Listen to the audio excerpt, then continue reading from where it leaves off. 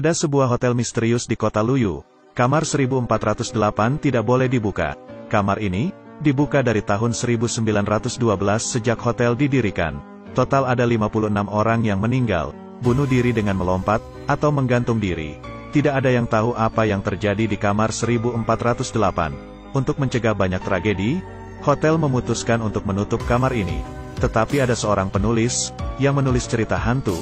Dia telah mengunjungi rumah-rumah berhantu di seluruh negeri, tapi tidak pernah melihat hantu. Dia tidak percaya dengan hantu. Mendengar kamar hotel ini, dia segera ke hotel itu, dan check-in di meja resepsionis. Tetapi diam-diam dia telah menelpon manajer hotel. Pria itu tersenyum, dan berkata bahwa kami akan meningkatkan Anda ke suite presidensial. Penulis mengatakan bahwa saya ingin kamar 1408.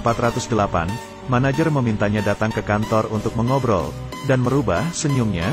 Saya dengan sungguh-sungguh meminta agar Anda tidak tinggal di kamar itu. Penulis tidak berkompromi. Manajer mengeluarkan buku catatan tebal. Anda dapat melihatnya.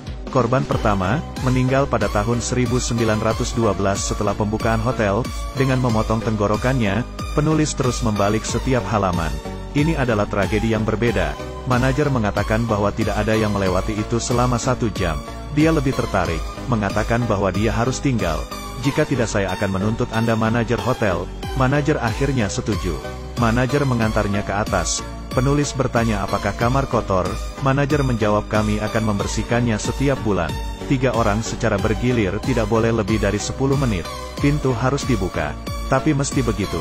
Selama beberapa tahun seorang pekerja wanita menunggu di kamar mandi. Dia menunggu sampai orang keluar. Matanya hilang. Sampai di lantai 14. Manajer memperingatkan penulis untuk tidak masuk kamar itu. Sayangnya dia masih menolak. Time sama dengan 0.4s, lebih besar dari dia ditinggalkan sendirian. Dia mulai berjalan menuju 1408. Dan membuka buku catatan sambil melihat gambar-gambar di masa lalu.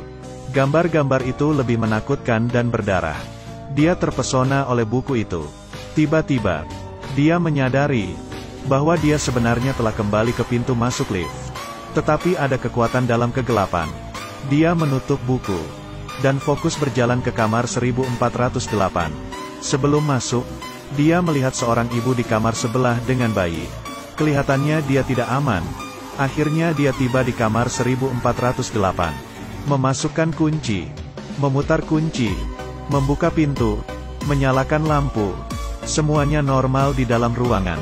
Pria itu mencibir, menutup pintu dan melihat-lihat isi kamar. Mulai dari TV, tisu juga normal, kulkas juga normal. Hanya radio yang tidak biasa. Di atas karpet ada noda aneh dan gambar lukisan juga sedikit tidak biasa. Lalu dia membuka jendela, melihat keluar. Di luar tampak normal. Tiba-tiba, radio berdering dengan sendirinya. Membuatnya kaget. Pria itu membalikkan kepalanya dan melihat. Sialnya, tempat tidurnya ada kotoran. Ia merasa ada seseorang di kamar itu. Jadi dia harus waspada. Tidak ada seorang pun di mana-mana. Dan saat ini dia menemukan bahwa tisu toilet di kamar mandi benar-benar menghadap ke mahkota. Dan udara semakin panas dan panas. Dan menemukan bahwa AC rusak. Jadi dia menelpon resepsionis untuk meminta mereka memanggil pekerja pemeliharaan untuk datang. Mereka setuju. Pada saat ini, pria itu penasaran dan mematikan lampu, memegang sinar ultraviolet. Seluruh ruangan benar-benar penuh dengan noda darah. Nyalakan lampu, dia menemukan ada yang aneh dengan lukisan. Dia menurunkan lukisan itu. Tiba-tiba ada yang mengetuk pintu. Ternyata adalah pegawai pemeliharaan. Dia membuka pintu, tapi petugas itu enggan masuk ke dalam. Dia bilang, saya akan mengajari Anda caranya. Pria itu akhirnya memperbaiki AC sesuai dengan instruksinya. Kemudian dia berbalik, petugas pemeliharaan menghilang. Dia menutup pintu. Tiba-tiba menemukan bahwa dia tidak dapat mendengarnya. Mencoba mendengar suara di luar jendela, telinganya benar-benar tidak dapat mendengar suara. Saat dia kembali, tiba-tiba jendela tertutup sendiri. Tangannya terjepit, dia menjerit kesakitan dan mencoba melepas jarinya. Tangannya mulai berdarah. Dia pergi ke kamar mandi, menghidupkan keran untuk membasuh jarinya. Tiba-tiba air keran menjadi panas. Dia ketakutan. Pergi keluar, menelpon resepsionis. Dia mengatakan saya ingin ganti kamar. Tetapi mereka tidak menjawab pertanyaan itu. Dia mulai berkomentar dengan pelayanan hotel itu, dia marah. Tetapi pihak lain mengatakan bahwa sikap ini tidak baik. Kemudian telepon menjadi rusak. Pria itu benar-benar takut. Dia mencoba membuka pintu tapi tidak berhasil, kunci tidak berhasil. Dia menggedor-gedor pintu itu, dia mencoba mengintip keluar, ada sebuah mata yang menatapnya. Dia cepat menjauhi pintu itu, menghampiri jendela kamar, mengeluarkan badannya, berteriak minta tolong. Tiba-tiba dia melihat, di seberang kamar ada satu kamar menyala. Di dalamnya ada seorang pria, dia mencoba memanggilnya. Orang itu sepertinya melihatnya, perlahan berdiri. Pria itu melambaikan tangannya, untuk meminta bantuan. Dia mengatakan ada yang tidak beres, orang di seberang mengikutinya. Melihat tindakannya dia sadar, dia menyadari bahwa dia tidak meniru dia, tapi mengikutinya, lalu dia mengambil lampu dari sisi dan mengambilnya. Orang di seberang juga sama.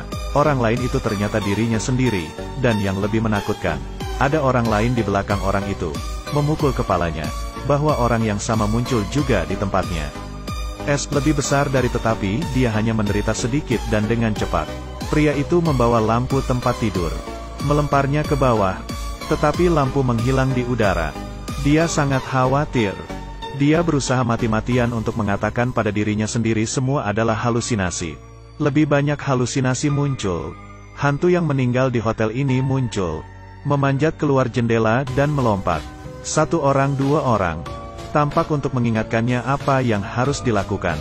Pria itu tidak mau berkompromi. Dia memeriksa denah hotel, menemukan bahwa ada jendela di kamar 11.408. Dia bisa mencoba cara ini. Baru 9 langkah. Dia bisa mencobanya lewat jendela 1408. Menurunkan kaki, dengan hati-hati merayap keluar jendela, dan mengatakan pada diri saya sendiri bahwa itu hanya 18 langkah. Dia tidak berani melihat ke bawah. Dia hanya bisa bergerak di atap yang sempit, dan menempel di dinding. 1 langkah, 2 langkah, 3 langkah. Angin di lantai 14 sangat kuat. Di langkah ke-9, dia tidak bisa menyentuh jendela. Tiba-tiba dia melihat tidak ada jendela di depannya. Hanya ada dinding yang tak berujung. Dia akhirnya kembali. Tidak mudah kembali ke kamar 1408. Jendela tertutup sendiri. Dia bangkit, dan memeriksa kembali denah kamar. Semua telah berubah. Hanya ada satu kamar 1408. Dia kembali mengintip. Di luar hanya ada tembok. Jendela berubah menjadi tembok. 1408 sudah jadi ruang rahasia. Suhu AC turun. Untungnya, sinyal bisa connect ke Wi-Fi. Dia buru-buru login, dan menghubungi mantan istrinya. Setelah video itu, air mulai menyembur ruangan, merusak listrik, komputer menjadi rusak. Harapan terakhir hilang. Tidak bisa menelpon. Tidak ada yang berfungsi. Kemudian dia mengambil buku di meja. Dia tidak pernah religius. Mengambil Alkitab. Dibukanya, tetapi dalamnya kosong. Tidak ada yang bisa dibaca. Sekarang adalah musibah. Sudah terlambat untuk menyesal. Sayangnya, segera ruangan menjadi dingin dan mulai membeku. Kamar hotel membeku. Suhu AC sampai minus. Dia memakai selimut, meminum alkohol, membakar barang. Tiba-tiba, komputer menyala. Dia merangkak mendekati komputer. Videonya masih hidup. Dia bertanya apa sudah telepon polisi. Dia bilang sudah. Polisi sudah di kamar 1408. Tapi kamarnya kosong. Pria itu bingung. Dia ada di kamar 1408. Dia tahu kamar ini penuh kejahatan. Dia bilang dia ingin mati. Perempuan itu berencana mendatangi hotel dan menyelamatkannya. Pria itu berkata jangan datang. Siapa yang tahu? Layar itu tiba-tiba muncul.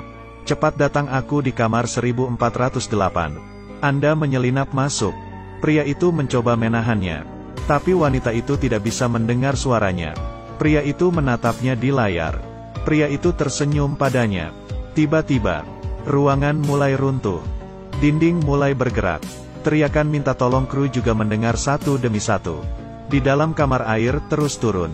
Pria itu bangkit, memukul lukisan. Air mengalir keluar dari lukisan, dan membanjiri ruangan.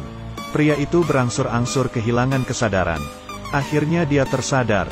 Dia ada di rumah sakit. Semua orang sangat gembira. Pria itu merasa tenang. Segala sesuatu tentang 1408 hanyalah mimpi buruk. Pernahkah mereka mendengar tentang hotel itu? Perempuan itu menjawab tidak. Jadi itu hanya mimpi. Kehidupan pria yang kembali ke jalurnya. Dia mengesampingkan kematian putrinya. Mengambil inisiatif untuk kembali dengan mantan istrinya.